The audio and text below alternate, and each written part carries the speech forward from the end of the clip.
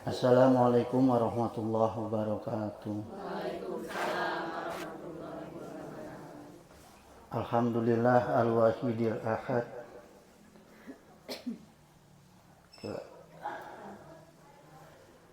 Alhamdulillah al-wahidil ahad al-fardis somad allazi lam yalid wa lam yulad wa lam yakul lahu kufuwan ahad. Ahmaduhu subhanahu wa ta'ala wa askuruhu wa salatu wa salamu ala sayyidina nabina Muhammadin sallallahu alaihi wasallam wa ala alihi wa sahbihi wa salim tasliman katsira. Raditu billahi rabba wa bi islami dina wa bi Muhammadin nabiyya wa rasula. Amma ba'du. Hadratal muhtaramat summa ila hadratil kiram jami'a asatizah wal muhtaram ummahatul musallina allazi yahduruna fi majlis as-saghir. Hadanallahu wa iyyakum. Rabbana zidna ilman warzuqna fahman waj'alna minas sholihin. Ayuhal ummahat, sebelum pengajian ya, saya ada sekilas info untuk ibu-ibu bahwa di majelis ini ada kegiatan program penguatan perisai santri ya. Jadi program P2S yaitu silat ya, yang kerjasama antara majelis as-saghir dengan pencak silat Pagar Nusa Nahdlatul Ulama Kabupaten Cianjur ya. Nah, kalau santri kemudian sudah pinter ngaji ya, terus apa ustadznya itu bisa menjamin kalau si santri itu bisa membela dirinya, membela keluarganya, atau bahkan membela agamanya ketika ada orang-orang yang ingin jahat seperti begal dan sebagainya ya. Itu bahkan bukan nggak mungkin ada orang-orang yang ingin merusak agama kita. Nah, bagaimana kita bisa membela agama ya? Dulu itu sejarah bangsa Indonesia itu dari para ulama dan para santri yang bukan sembarangan, semua juga belajar silat dulu ya. Gitu. Karena gini, sumber daya santri itu tidak cukup otak saja ya, tapi juga butuh kekuatan fisik, butuh kekuatan jiwa ya, butuh kekuatan akal. Nah, apa yang disampaikan oleh Rasulullah SAW yang penting ya, ini sabdanya Rasulullah SAW, al-mu'minu qawiyyu khairun. Orang mukmin yang kuat itu, sabda Rasul, itulah yang baik ya. Orang mukmin yang kuat itu yang baik. Maka perlu apa? Perlu olahraga, perlu ada latihan fisik gitu ya, termasuk kuatnya itu juga harus mampu bisa bela diri. Sayyidina Umar itu sebelum masuk Islam itu juara gulat sajazirah Arab di Pasar Suka. Gak pernah ada yang ngalahin kecuali satu-satunya Rasulullah. Gitu. Ya, gitu. Dan wa ahabu ilallahi minal mu'mini do'ifi, dan Allah lebih mencintai orang mukmin yang kuat daripada orang mukmin yang lemah. Jadi kalau cuma santri belajar ngaji doang, lemah ya, gitu. Maka kiai itu atau sehingga gini Bu ya, ini Jumat yang lalu, Jumat malam Sabtu yang lalu, ada kiai dari pesantren lain khusus datang ke sini membawa santrinya, kurang kalau nggak salah itu 25 orang, untuk dititipkan di majelis kita untuk ikut belajar silat. Karena apa? Karena si kiai ini mengerti betul kebutuhan santri. Di pesantrennya tidak ada pendidikan silat, maka diantar ke sini, dititipkan ke sini Jumat yang lalu ya, gitu, supaya bisa ikut program P2S-nya Majelis As-Saghir gitu, ya. Apa P2S tadi? Hah? Peningkatan perisai ihsan, ya. Gitu. Karena di Majelis As-Saghir ini, Bu, programnya tidak hanya silat. Jadi maghrib setelah berjamaah kita di sini langsung tawasul. Ya. Tawasul itu untuk apa? Untuk keberkahan dan syafaat para santri dari para ulama, dari para wali dan Rasulullah SAW. Karena ada sholawat, ya. Setelah itu langsung wirid, Bu, langsung wiridan. Wiridan dan doa itu untuk kebutuhan apa? Untuk kebutuhan santri, jiwanya santri, ya. Kemudian disambung dengan latihan pernapasan. Latihan pernapasan itu untuk kesehatan santri. Jadi perisai santri itu, di dirinya santri itu benar-benar di majelis ini kita buka dan kita latih supaya santri itu benar-benar jadi manusia unggulan, ya. Gitu. Nah, persoalannya gini, Bu. Setelah sholat isya baru kita silat, ya, sampai jam 9 untuk anak-anak. Kalau yang remajanya sampai jam 10. Selain itu, ada juga penghafalan doa. Itu yang saya tulis itu. Itu supaya dihafalkan oleh anak-anak, itu doa laduni, Bu. Jadi kalau dulu di Gentur itu ada wiridan laduni. Setelah selesai wiridan, doanya itu doa untuk pembuka otak, kecerdasan otak. Nah, itu kita ajarin ke santri-santri yang ikut silat, kita ajarin dan kita suruh hafalkan. Kita suruh mereka baca setiap bada subuh dan bada isya, ya. Nah, yang saya agak sayangkan, ibu-ibu, ya, adanya manfaat majelis As-Saghir di kampung kita. Justru yang memanfaatkan itu, yang menggali manfaatnya orang luar kampung kita, ya.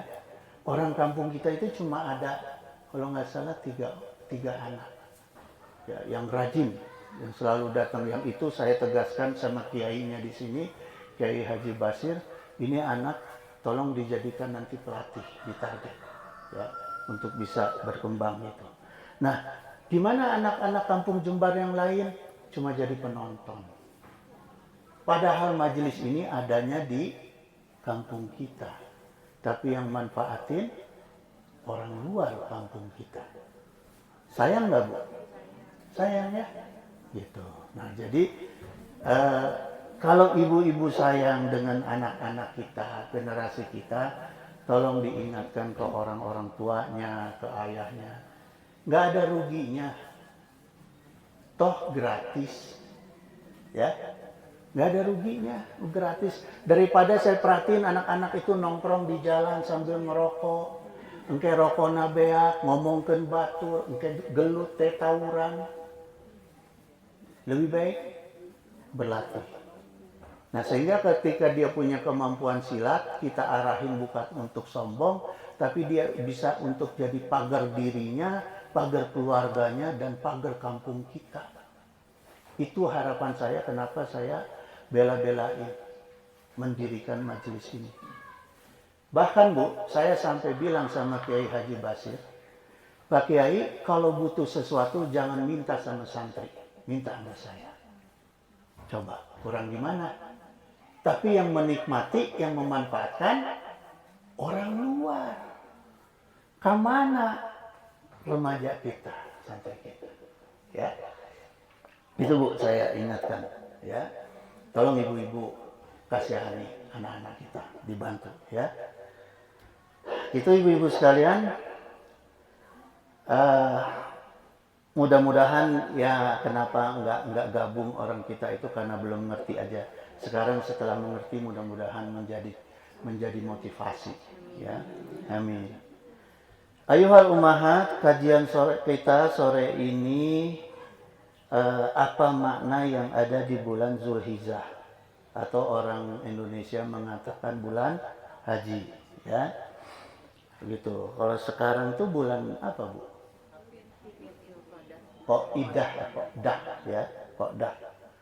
Nah, sejarah haji itu dimulai dari bulan ini. Maka bulan ini itu jemaah haji sudah ada yang berangkat. Ya. Itu dimulai ketika Rasulullah SAW menyepakati perjanjian Hudaybiyah di bulan Zulqa'dah. Ya. Nah, kemudian arti kata Zulqa'dah dalam kamus Ma'jim itu bisa dibaca kasroh. Jadi Zulqi'dah gitu ya. Zulqi'dah itu terdiri dari dua kata, zu dan qi'dah. Zu itu artinya mempunyai atau menguasai ya. Jadi bisa juga bermakna memiliki gitu. Seperti perkataan orang Arab, fulan zumalin, si fulan itu pemilik harta gitu. Ya, pemilik harta itu gitu. Nah, kemudian dari kata zu ini ketika dia nempel dengan kata benda itu artinya seperti misalnya zuba'sin, itu artinya yang kuat ya. Zutaksir artinya yang manjur gitu ya. Zunufus artinya yang berpengaruh. Nah, kemudian kata qa'dah dan kata qi'dah itu ya pembentukan kata dari kata qa'ada ya'udu gitu, yang artinya adalah duduk atau menahan. Jadi di zaman Rasulullah itu, Bu, ketika tiba bulan Zulqa'dah, kemudian nyambung ke 4 bulan haram berikutnya, orang Arab itu tidak ada yang boleh perang. Makanya di sini adalah qa'dah, duduk, qa'idah ya, qu'ud, duduk. Jadi orang-orang Arab itu cuma duduk-duduk aja, Bu. Duduk manis, sahih, ngeteh gitu, gahwa, ngopi. Nggak ada yang perang gitu. Karena apa? Nanti orang luar yang datang ke Mekah. Datang ke Mekah untuk berdagang di Mekah. Orang Arabnya nggak ada gitu. Jadi menahan diri dari peperangan. Nah, hikmahnya untuk kita, bulan Zulqa'dah ini menahan diri dari nafsu amarah. Itu yang pertama, ya. Menahan diri dari nafsu amarah, ya. Kemudian pada hari Senin bulan Zulqa'dah tahun ke-7 Hijriah, Rasulullah SAW berangkat bersama 1.400 sahabatnya tanpa membawa senjata ke Mekah untuk umroh, ya. Untuk umroh gitu. Kemudian di Zulhulaifah Rasulullah itu dan para sahabat berpakaian ihram ya untuk umroh gitu. Nah, kemudian ibu-ibu sekalian ya, di bulan Zulqa'dah ini turun janji Allah, 30 janji Allah kepada Nabi Musa alaihissalam untuk menurunkan kitab apa? Untuk kitab yang diturunkan kepada Nabi Musa, kitab Taurat ya. Nah, sehingga pada bulan Zulqa'dah ini ya, ada baiknya bahkan Rasulullah itu suka mengerjakan puasa sunnah di bulan Zulqa'dah. Kemudian disunahkan umroh atau haji, makanya bulan sekarang pada berangkat karena mau umroh dulu ya. Kemudian memperbanyak sedekah di bulan Zulqa'dah. Nah, ada ibadah khusus Rasulullah itu, yaitu Rasulullah itu mengkhususkan bulan Zulqa'dah itu memperbanyak tahajud. Ya, jadi kita perbanyak tahajud di bulan Zulqa'dah. Ya. Nah, kemudian ibu-ibu sekalian, apa makna bulan Zulhijjah? Ya, Zulhijjah itu asal dari Zul pemilik dan Al-Hijjah. Al-Hijjah itu adalah haji ya. Jadi bulannya orang berhaji.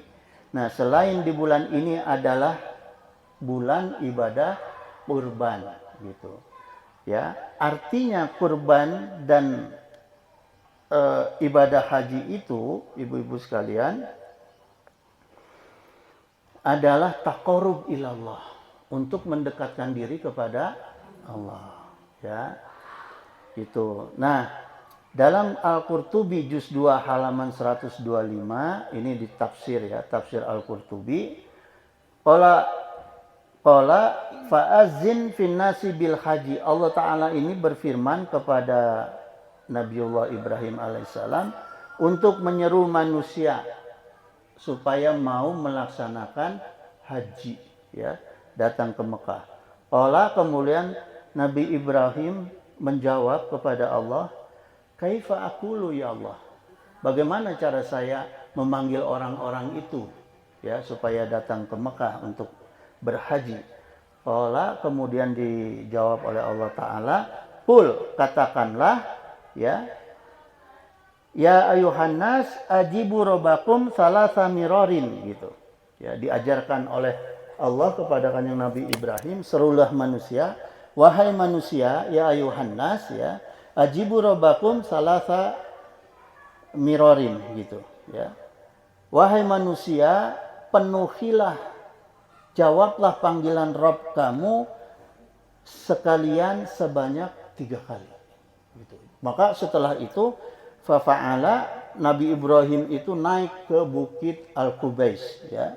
Naik ke Bukit Al-Qubais sambil berseru kepada orang-orang, waktu itu banyak Bani Israel, ya. Seruannya apa? Labaika Allahumma labaik, ya. Gitu. Faman ajaba yauma izin fahuwa hajun. Maka siapa saja yang pada hari itu menjawab seruan kanjeng Nabi Ibrahim, labaika Allahumma labaik, maka dia telah berhaji, ya, dan berumrah, gitu. Wa azin fin nasi bil haji, maka berserulah kepada manusia untuk mengerjakan haji, ya. Ya'tuka rijalan, kemudian pada datang orang-orang itu ke Mekah, wa ala kulli domiri ya'tina min kulli fajin amik, datangnya itu pada menaiki kendaraan-kendaraan unta, kuda yang kurus. Dijelaskan di sini, yang kurus dari semua arah.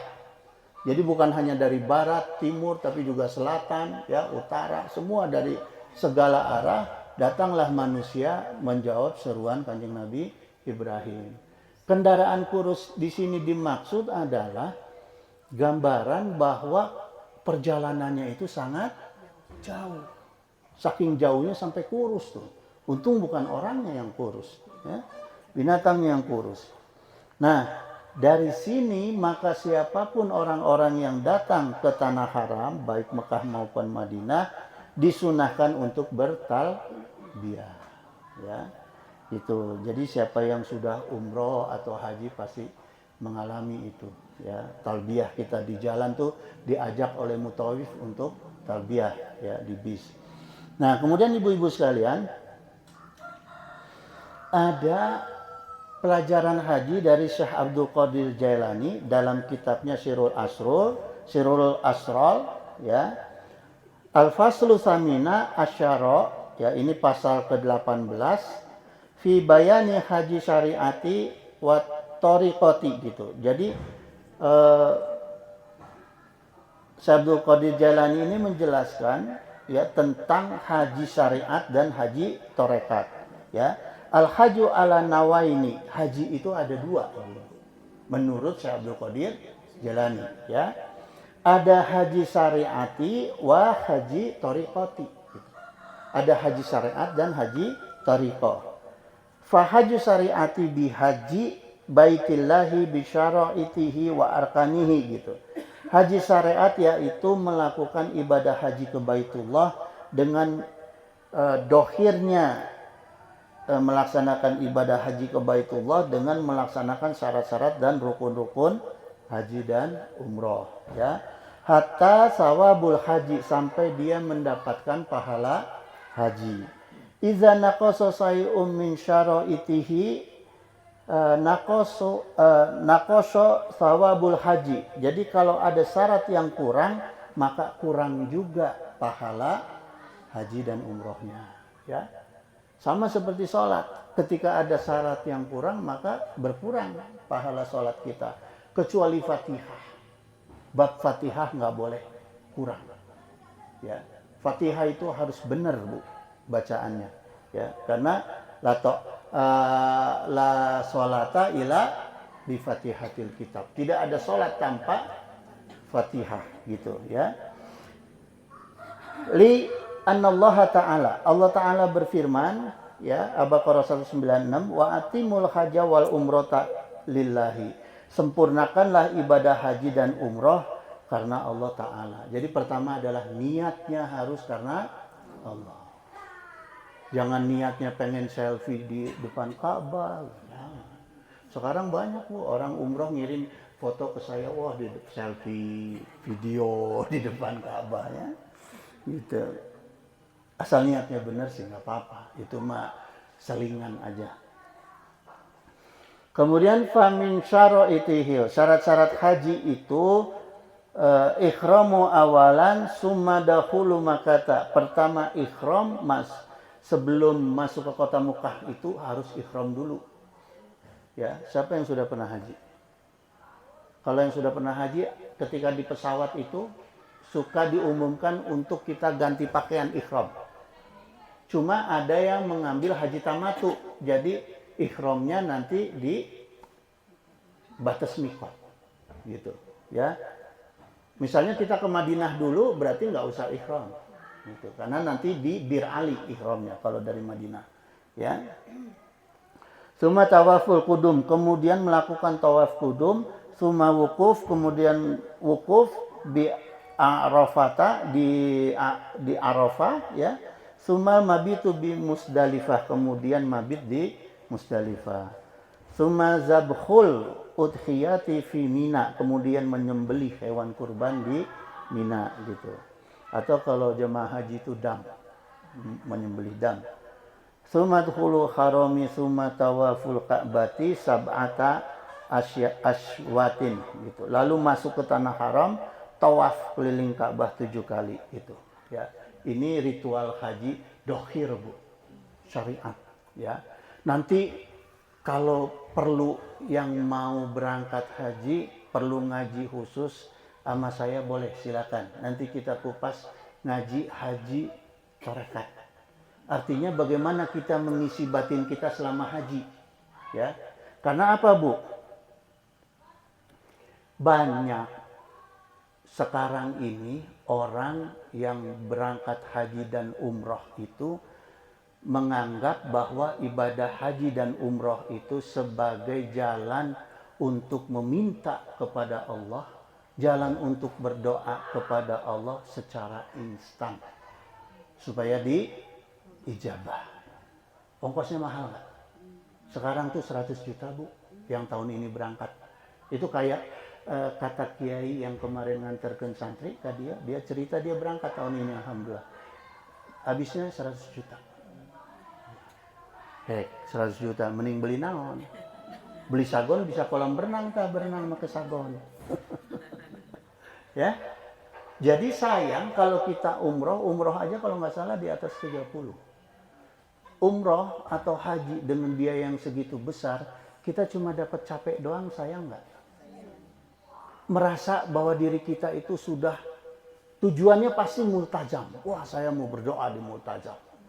Aipek teh datang ke Indonesia, banyak orang yang pulang haji dan umroh merasa doanya tidak terijabah. Ya, buktinya apa? Banyak orang yang sebelum berangkat haji atau berangkat umroh sebelumnya tidak pakai jilbab, berangkat pakai jilbab, pesari, pulang dari sana dibuka, budugul deui. Anu lalaki sacan berangkat osok maksiat, di ditu ngadoa balik ka dieu maksiat deui.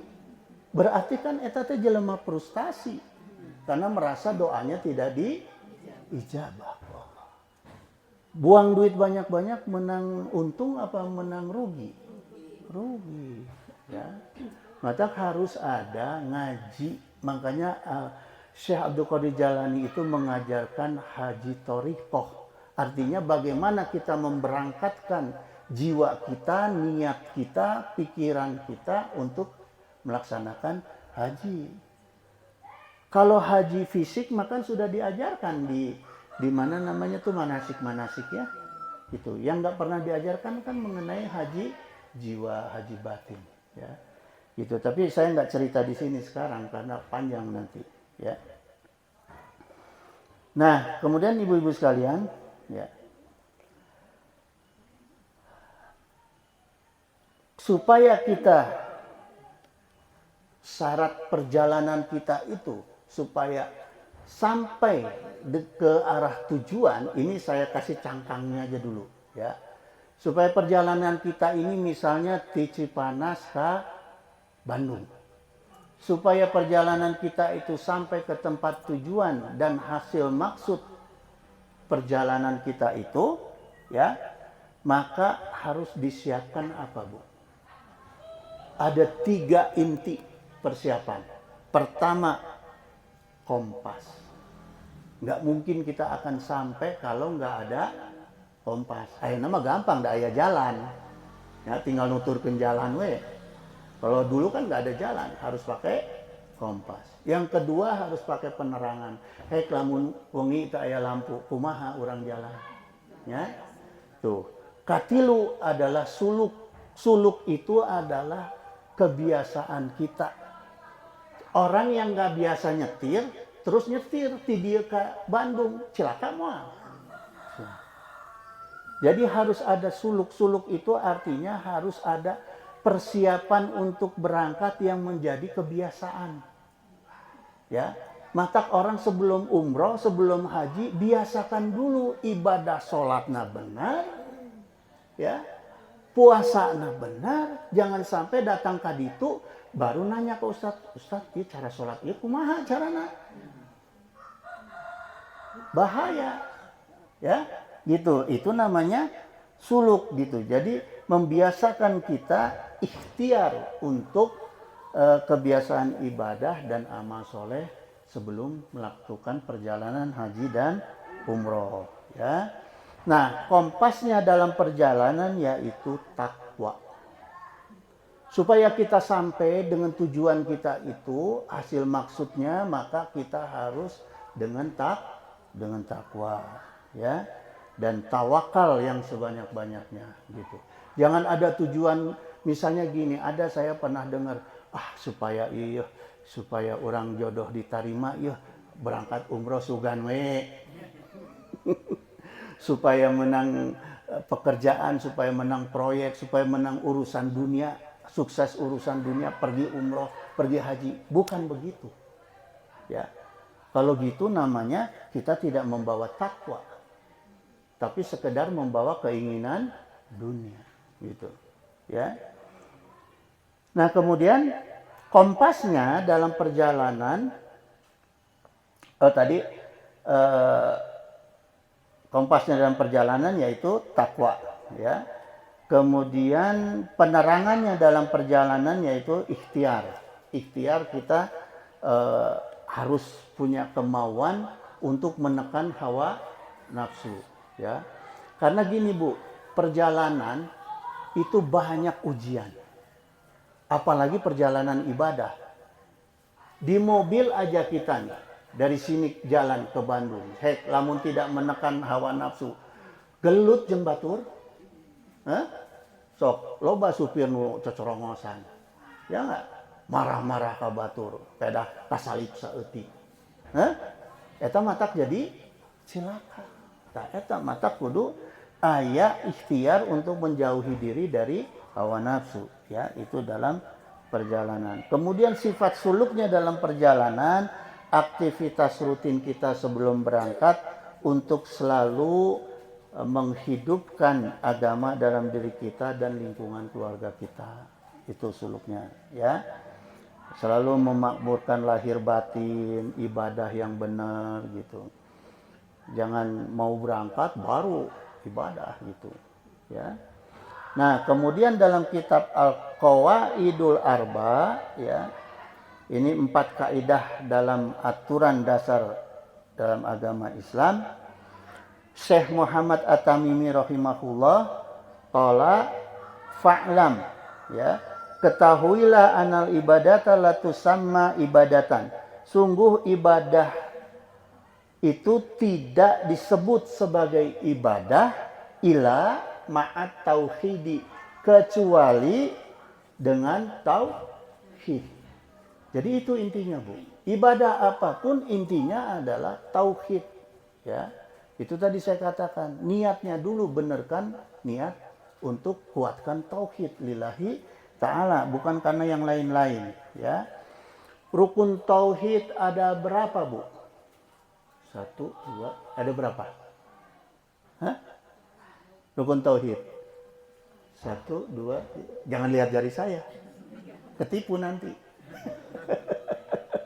Berapa rukun tauhid? Hah? 2. Jangan banyak-banyak, ini 5. Ya. 1 isbat, kedua nafi. Itu rukun tauhid. Ya. Isbat itu apa? Menetapkan hanya Allah satu-satunya zat yang wajib kita sembah, nggak ada lagi yang bisa kita. Iyyaka na'budu wa iyyaka nasta'in. Itu isbat. Ya. Gitu. Jadi kalau tauhid tidak ada isbat itu kufur. Kemudian yang kedua nafi. Nafi itu menolak. Apa yang ditolak oleh kita, ada sesembahan lain selain daripada Allah. Jangan sampai kita mau berangkat, aduh isim teka bawa siun. Ya, jimat teka bawa siun, taulah itu. Kalau tidak ada isbat maka musyrik. Seperti percaya ramalan bintang. Apa teh? Pisces apa? Hah? Zodiak. Saya yang tahu zodiak cuma Virgo aja. Bintang saya Virgo. Aduh, gaya. Ya, gitu. Kemudian Syekh Muhammad At-Tamimi rahimahullah qala kama anna sholat talatus sama sholatan. Seperti halnya sholat tidaklah disebut sebagai sholat ila ma'at toharoti gitu, kecuali dalam keadaan toharo. Ya, jadi tidak ada sholat kalau tidak toharo. Fa iza dakhala asyirku fil ibadati fasadat. Maka apabila ibadah kemasukan syirik, maka ibadah itu rusak batal. Ya, jadi jangan ada, Bu. Terutama orang ke Mekah itu, waduh, banyak perkara syiriknya.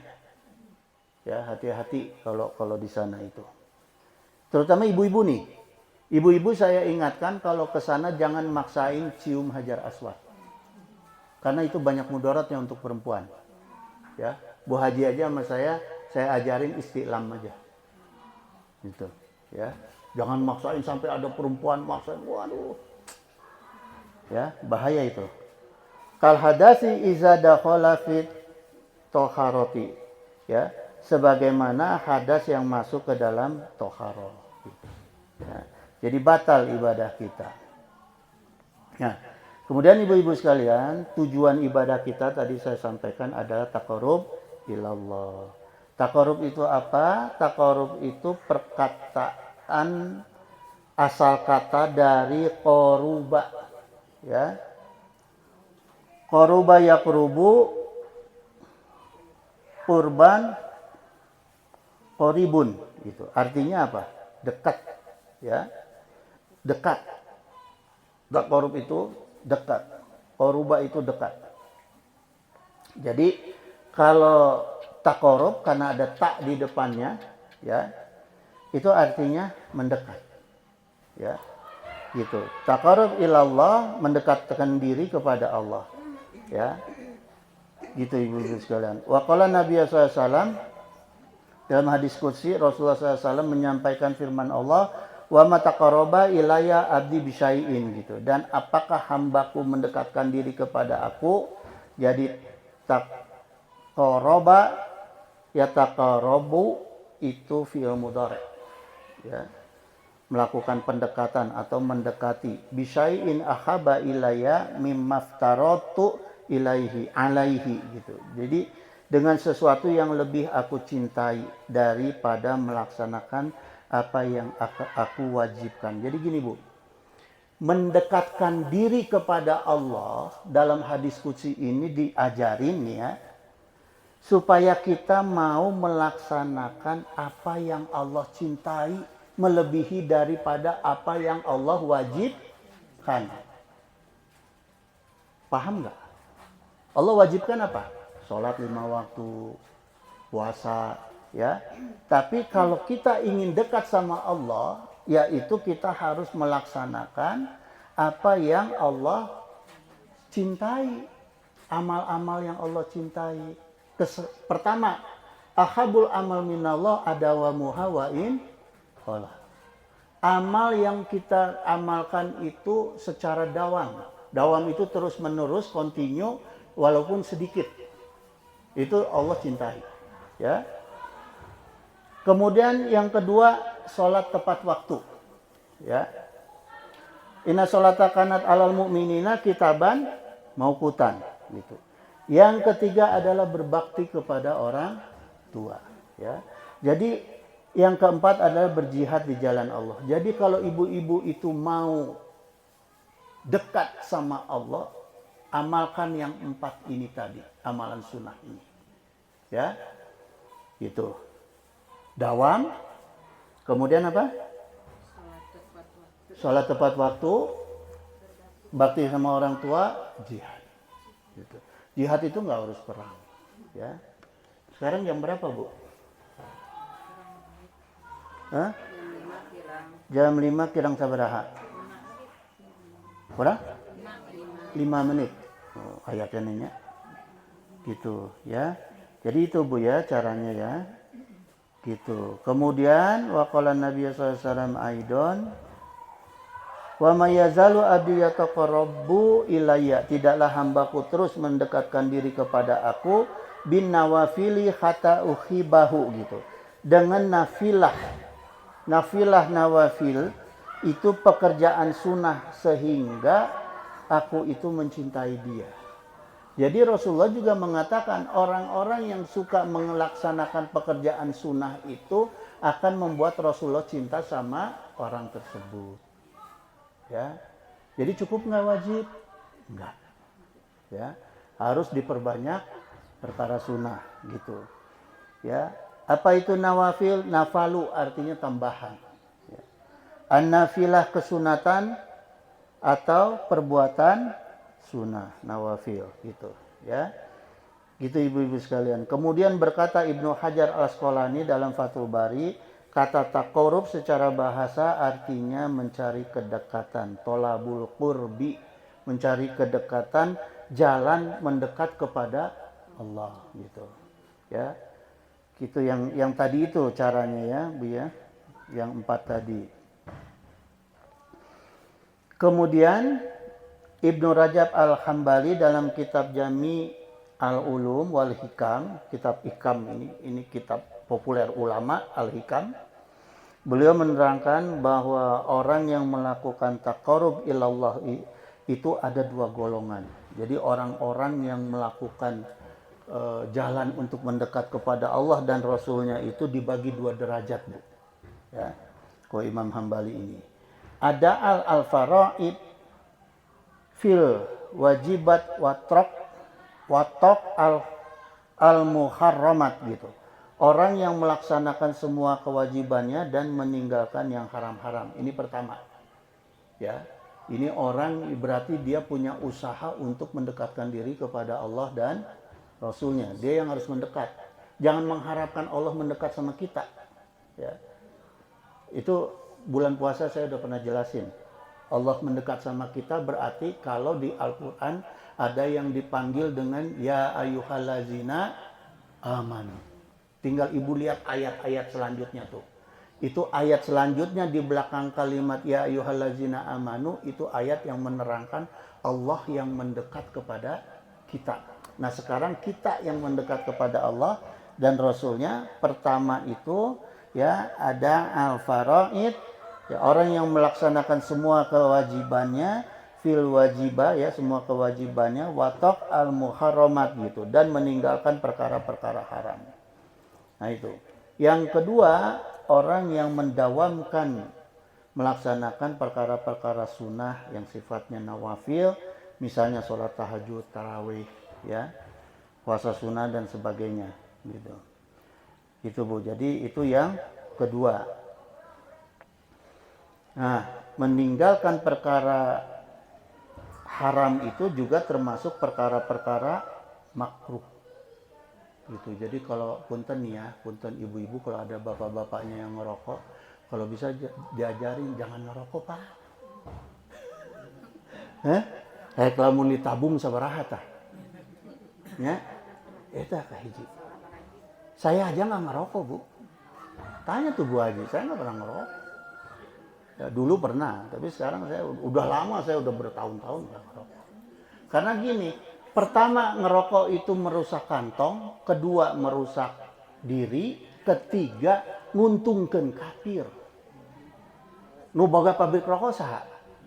Kafir. Asal ibu-ibu tahu aja nih, uang untung dari hasil rokok dipakai untuk membiayai Israel membunuh saudara-saudara kita di Palestina. Ya. Jadi kalau kita ngerokok itu sama dengan kita ngebiayain Israel membunuh saudara kita. Jadi ingetin Bu, janganlah. Jangan ngerokok gitu. Ya. Mending ganti ku permen. Yang ngerokok mah permen gitu. Ya. Gitu ibu-ibu sekalian. Ya. Susah ya. Hah? Oh. Matak Israel nggak akan pernah kalah, Bu. Palestina akan selalu dijajah. Kenapa? Karena orang Islamnya merokok. Itu. Ya. Jadi ibu-ibu sekalian. Jadi nanti kajian ini saya lanjutin pertemuan berikut lebih dalam lagi. Sedikit saya akan kupas juga mengenai bagaimana tata laksana kita dalam kaidah torekat. Ada juga sholat torekat, bukan hanya haji. Ada sholat torekat. Itu dari kitab Sirul Asrol, ya, karangannya Syekh Syekh Abdul Qadir Jailani. Beliau ini ahli tasawuf. Ya. Ibu-ibu asal tahu nih sedikit nih Bu sebagai penutup. Nabi dan Rasul itu kan hak prerogatif Allah. Ya, nggak bisa kita minta lahir jadi nabi, nggak bisa. Tapi kalau kita pengen jadi waliullah seperti Syekh Abdul Qadir Jailani, seperti Syekh Abdul Muhyi, bisa nggak? Bisa. Mau tahu caranya? Nanti kita kupas. Ya, pelan-pelan kita kupas. Minimal apa? Minimal kita melatih diri bagaimana cara mendekat kepada Allah yang benar. Gitu ya. Itu Bu, ibu-ibu sekalian. Innahu sami'un qaribun mujibud da'wat wa yaqdiyal hajat. Subhanaka Allahumma wa bihamdika asyhadu an la ilaha illa anta astaghfiruka wa atubu ilaik. Wallahu muwaffiq ila aqwamit thoriq. Wassalamualaikum warahmatullahi wabarakatuh.